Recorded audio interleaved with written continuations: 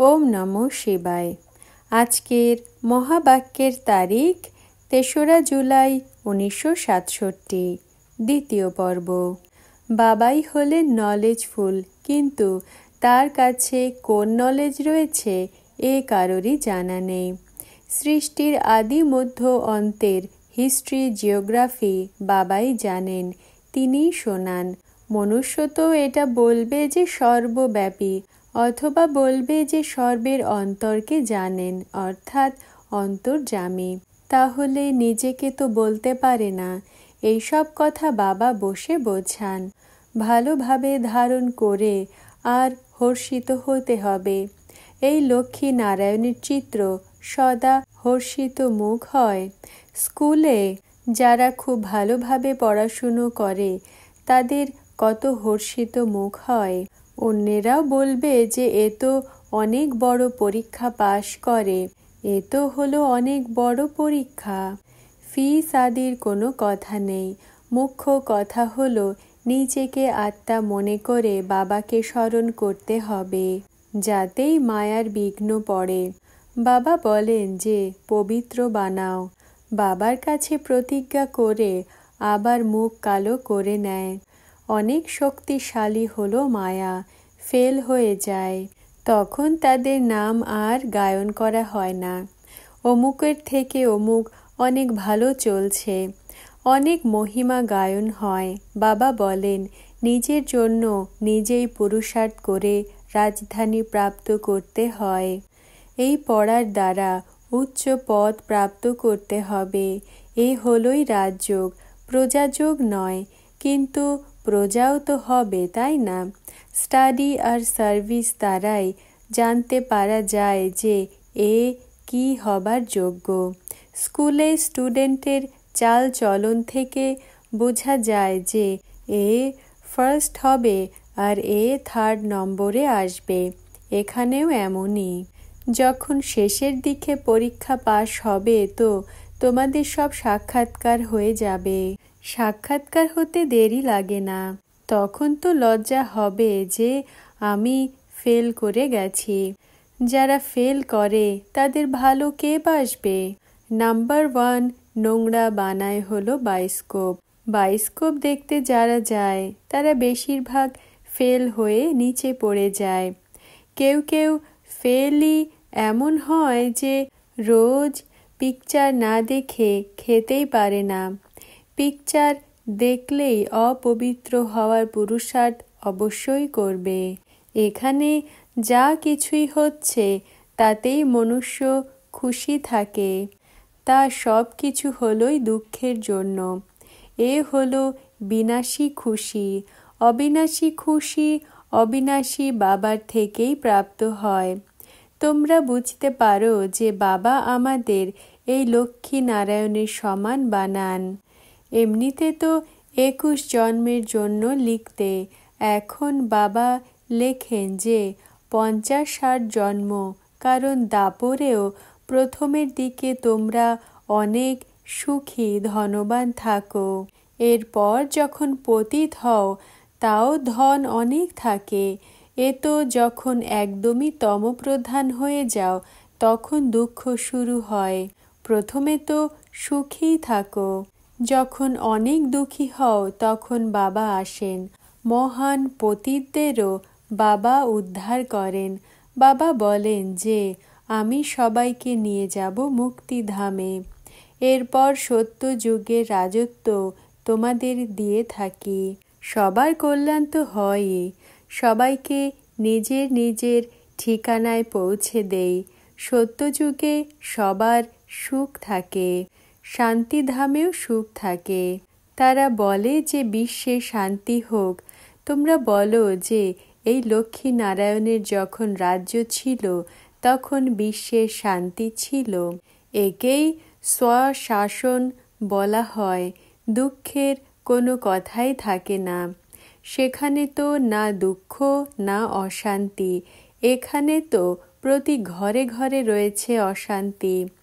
দেশে অশান্তি রয়েছে, কত টুকরো টুকরো হয়ে গেছে, কত ফ্র্যাকশনস রয়েছে। এখন বলে যে ভারতের প্রাচীন ভাষা হলো সংস্কৃত। এখন আদি সনাতন দেবী দেবতা ধর্মের কারোই জানা নেই, তাহলে এটা কি করে বলতে পারে যে এটা প্রাচীন ভাষা? তোমরা বলতে পারো যে আদি সনাতন দেবী দেবতা ধর্ম কখন ছিল? তোমাদের মধ্যেও নম্বর অনুযায়ী রয়েছে। কেউ তো অনেক ডাল মাইন্ডেডও হয়। দেখাই যায় যে এ তো কেমন পাথর বুদ্ধির। অজ্ঞান কালেও বলতে না যে হে ভগবান, এর বুদ্ধির তালা খোলো। এখন বাবা তোমরা বাচ্চাদের বুদ্ধির তালা খুলছেন, অর্থাৎ তোমাদের আলোক প্রাপ্ত হচ্ছে। তবুও কারো কারো বুদ্ধি খোলে না। বলে বাবা তুমি তো আমাদের বুদ্ধিমানেদেরও বুদ্ধি, আমার পতির বুদ্ধির তালাও খোলো। বাবা বলেন যে আমি কি এই জন্যে এসেছি এক একজনের বুদ্ধির তালা খুলতে থাকবো? তাহলে তো সবাই মহারাজা মহারানী হয়ে যাবে। আমি কি করে সবার তালা খুলবো? যার সত্যযুগে আসার কথাই নেই সে কি করে আসবে? তাহলে তালাও আমি কি করে খুলব? ড্রামা অনুসারে নিজের থেকেই তার বুদ্ধির তালা খুলবে। আমি কি করে খুলব? ড্রামার ওপরেই তো রয়েছে, তাই না? সবাই পাস ফেল এ তো হয়েই থাকে।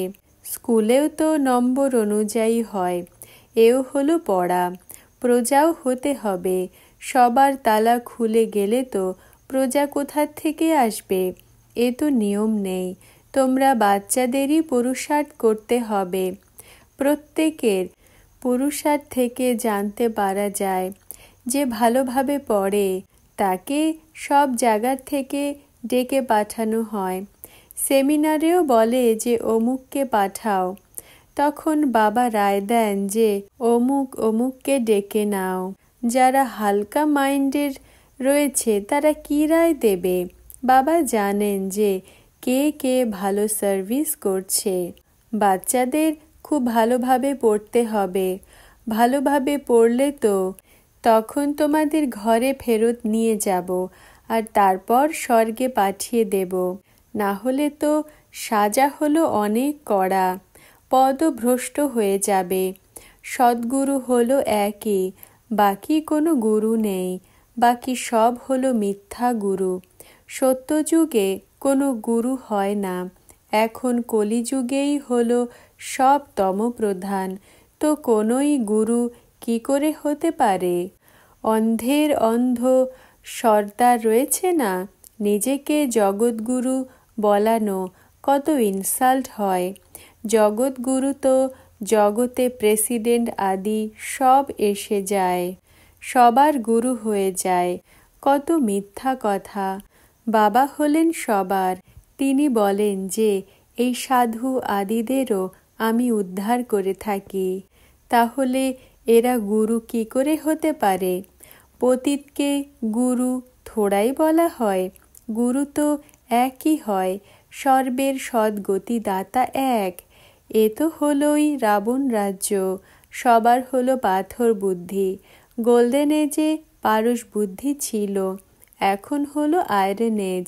তো এই গোল্ডেন বুদ্ধির কি করে হতে পারে? ওম। রাত্রি ক্লাস ৩রা জুলাই ১৯৬৭।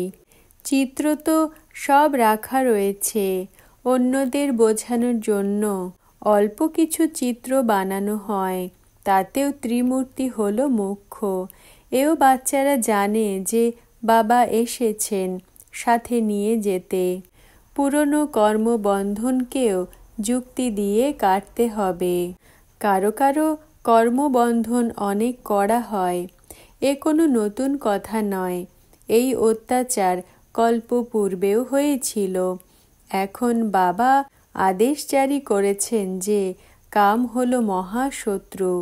এই মায়াকে জিতে জগজ্জিত হতে হবে, তো তোমরা বিশ্বের মালিক হয়ে যাবে। বাবা যা শেখান তা শিখতে হবে, শ্রীমতে চলতে হবে। অনেক সহজ রাস্তা বলে দেই যে তোমরা আমাকে স্মরণ করো তো তোমরা পাবন দেবতা হয়ে যাবে। বাচ্চারা জানে যে আমরাই পূজ্য ছিলাম, আমরাই এখন পূজ্য তৈরি হচ্ছি। অনেক খুশি হওয়া উচিত। পুরনো হিসাব নিকাশ যুক্ত করছো। এতে মূর্ছিত হওয়ার, ক্লান্ত হওয়ার কোনো কথাই নেই। বাবা নাড়ি দেখেই রায় দিয়ে থাকেন।